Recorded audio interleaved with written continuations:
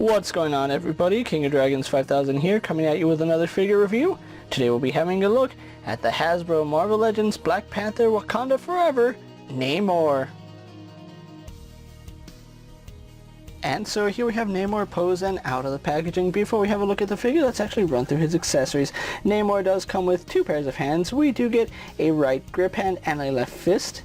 Then we get a pair of flat palmed hands. He does come with his spear, which has a lot of nice detail. I do like it. It is a little bit soft for my liking. And then he does come with the left arm of Attuma. Other than that, he really doesn't come with anything else. So with that out of the way, let's have a closer look at Namor. And so here we have Namor posed and out of the packaging. Now, I'm calling him Namor because everybody in the movie but himself called himself Namor. He was the only one that addressed himself as Namor, which if that was his name, everyone should have addressed him like that because that's cultural appropriation and we don't want to do that.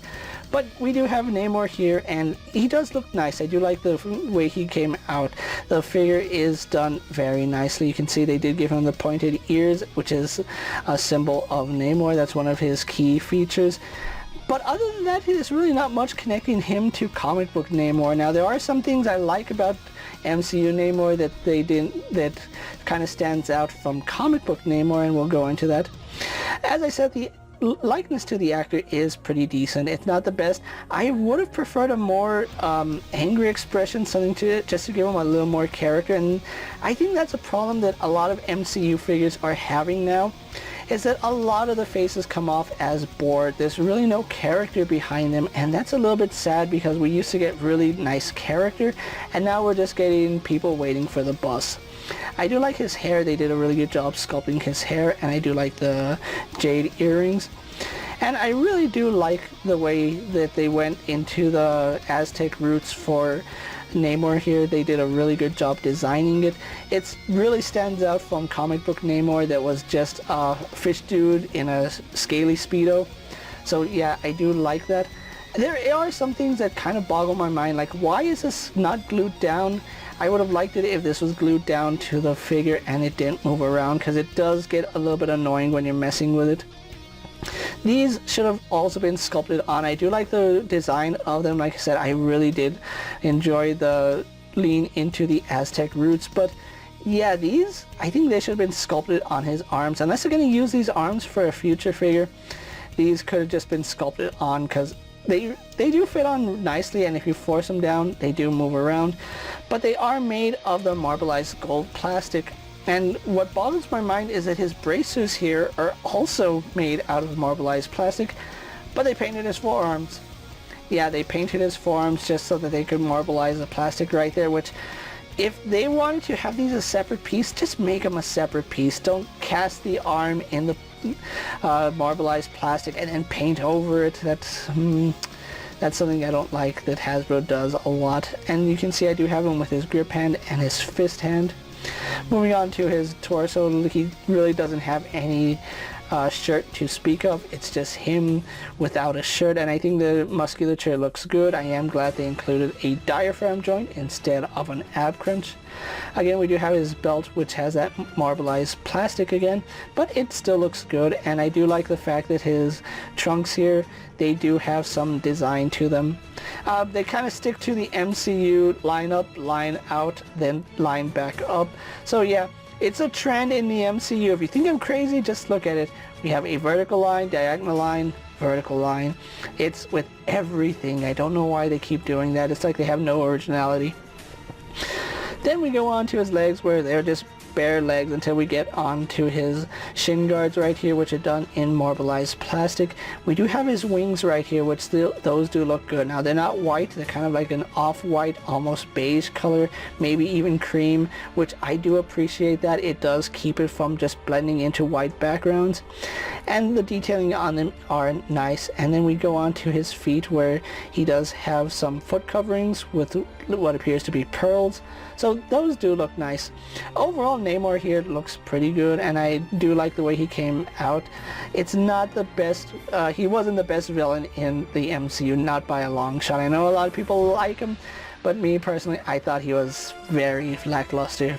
But anyway, talking more about the figure, let's actually get him compared to other figures you may have in your collection. Here we have Namor posed next to a Marvel Legends Cyclops and a DC Multiverse Superman. Here we have Namor posed next to a WWE Elite Scale figure and a Mezco 1/12 Collective Popeye the Sailor Man. And finally, here we do have Namor posed next to a Lightning Collection White Range and a Star Wars Black Series Mandalorian. So with the comparisons out of the way, let's actually have a look at Namor's articulation. Now, he does have a ball joint in the head, which really doesn't allow for too much up and down movement and very little head tilt, unfortunately, but he can turn his head left and right. They do stick to your traditional disc hinge, so he can look up to about right there, and then he does look down to about right there. If you go any further, you pop his head off, so just keep that in mind. Where he looks like he should have a butterfly joint, unfortunately he does not, and these braces like falling off. As far as his arms go, they do go out to the side, they go all the way around. We do have a bicep swivel, we have a double bend here in the elbow, a little bit stiff on mine. The top joint just doesn't want to move on mine. Yeah, I'm scared I'm going to pop the arm off or even break it. So yeah, he does have a double bend in the arm. Let's see if I can get this one to bend. Oh, that's a tough joint. Now the bottom joint doesn't want to bend. There we go. We got both joints to bend, but yeah, they're making these really stiff. I don't know why that you need to have stiff elbows. The knees should be stiff, not the elbows. But for his wrists, we do have a horizontal hinge for his fist hand, vertical hinge for his grip hand. We do have a diaphragm joint which does lean back and forward. It doesn't really give you too much range, unfortunately, but it does move side to side and turns really nicely. Nothing here at the waist, unfortunately, but his legs do kick forward to about right there. They kick back out to the side, no problem. We do have a thigh swivel.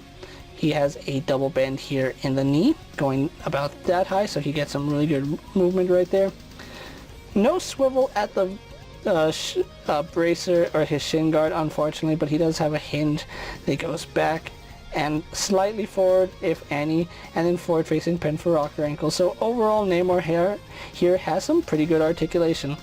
So with that out of the way, guys, let's actually get him posed for my final thoughts, and then we'll wrap up this review.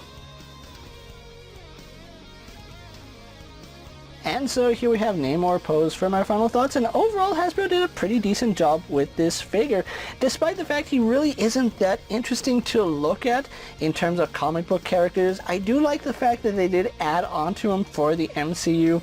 It does make him stand out a little bit more, and I'm glad that he's not just some dude wearing Speedos, because I think that would be a little bit creepy in this day and age. But yeah, overall I do like this overall design. I'm not keen on them changing his backstory and making him more Mayan and Aztec, but it is a really nice breath of fresh air when they do that, and it does fit the story for the most part. But overall, really solid figure. Now, if you're not a fan of the MCU and not a fan of this character design, you're probably not going to like this figure, but it does lend itself well to a very generic base body. So if you want to customize this, you have a very generic base body that you just need to sculpt over, and you have a pretty good body, so I do like that.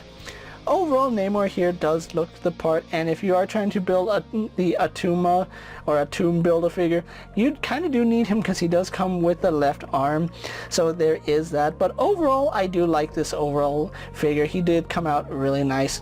If you are looking for a Namor here, he is starting to hit stores at the time I'm making this video.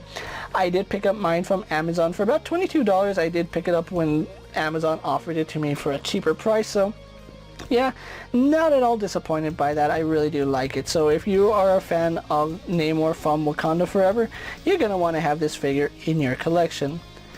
With that being said, guys, I'm KingofDragons 5000. Don't forget to like this video, leave a comment, subscribe to my channel. Go ahead and check out all my other action figure reviews, as well as all my other Marvel Legend videos. Hopefully you find them informative.